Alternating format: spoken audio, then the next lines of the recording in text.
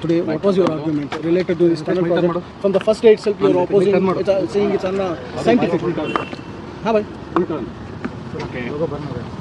The Honorable High Court of Karnataka heard the batches of public interest litigation challenging the state government's tunnel project today.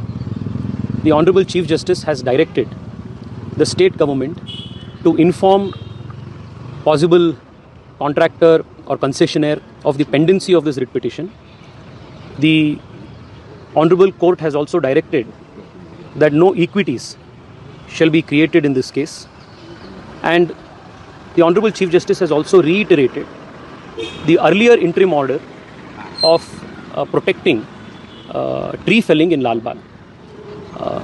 The High Court has also made the entire tender and the tunnel road project subject to the outcome of the public interest litigation. The High Court has fixed 20th of August as the next date of hearing, where the matter will be heard and disposed finally. I'm grateful to the Honorable High Court for the interim protection that they have offered at this stage. The tunnel road project is patently illegal. No environment impact assessment has been done. It is done without fulfilling the mandate of the BMLTA.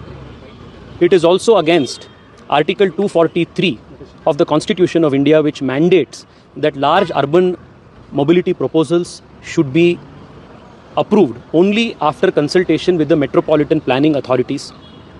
So, our challenge to the tunnel petition is primarily on three grounds: that it is constitutionally and statutorily perverse, that there is manifest arbitrariness in the manner in which they want to execute this project, and third and most importantly, that the tunnel road project will be a very serious environmental threat to not just Lal Bagh, which is one of the last remaining heritage lung spaces in the city, which the state government wants to acquire 5 acres of Lal Bagh for this project, but it will also pose a very serious environmental threat to the underground water aquifers ecosystem in the city.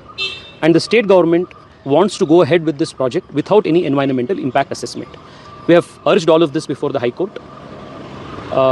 We hope that we will get to impress upon the court in more detail on the 20th of August, when the next date of hearing is scheduled for. The state government, in its affidavit before the High Court, has very categorically stated that they will be acquiring permanently 5 acres of Lal Bagh, and that they will be putting up parking lot and other buildings in the 5 acres that they propose to acquire.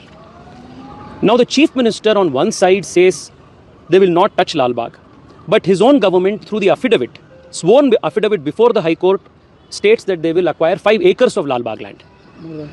More than 5 acres of Lal Bagh land. This is a very serious double speak of the government. And even as recently as last week, the Chief Minister stated publicly that in the next cabinet meeting, they will award the tender of this tunnel road project. I want to bring to his attention the order of the Honorable High Court. I also want to impress upon him that the fight to protect Bengaluru's environment and to also urge for scientific urban planning in Bengaluru, we will continue this inside of the court and even outside of it. The north entrance of the tunnel says they will acquire some land in the Sankey Tank area. In the southern exit, they are proposing to and have sworn on affidavit that they will acquire 5 acres of Lal Bagh. So in the north, they want to attack Sankey Tank. In the south, they want to attack Lal Bagh. All for building one road. A road which the state's very own authorities have said is not part of the comprehensive mobility plan. The state's own authorities have said is not going to solve the traffic congestion which it claims to solve in the first place. Therefore, this is a very unscientific project. I am not saying this. The state's expert review committee has itself said that this is an unscientific project, not part of the comprehensive mobility plan, does not follow the principles of the National Urban Mobility 2017 policy. So there are multiple issues on which we have challenged this. Most importantly, when our government was there in, under Bommaiji's leadership, the Bengaluru Metropolitan Land Authority Act was passed. The object of the act was to have coordinated comprehensive planning for urban mobility in the city. Today what is happening? Two arms of the government are planning independently different projects which don't talk to each other and do not complement each other. What one arm of the government does, the other arm of the government does not know. To precisely prevent this problem, the BMLTA Act was introduced. The state government, however, has not brought into force, or rather appointed the chairman for the BMLTA authority.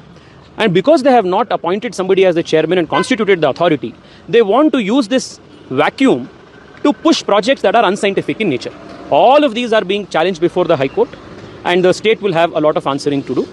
We will also be raising this issue in the public court, like how we have been consistently raising. Thank you.